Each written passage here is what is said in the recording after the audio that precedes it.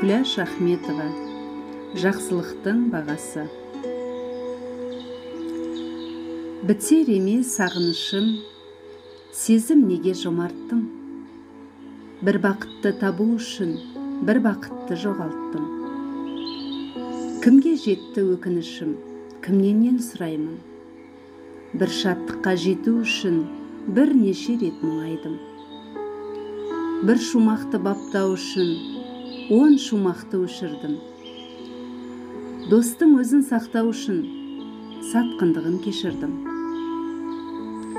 Жартастың да қатты тәнін жарып өтер қарағай, күттім күннің сәтті таңын жастығыма қарамай.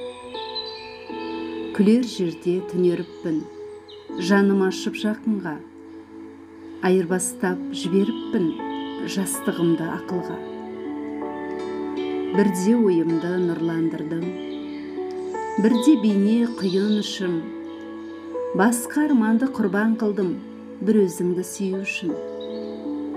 Тіршіліктің әр күнінің ғұмырға бар қатысы, жақсылықтың барлығының жақсылық бақысы. Алып өтіп сапар күннен өлеңімнің жарқылы, асуларға бет алдым мен қия жолдар арқылы.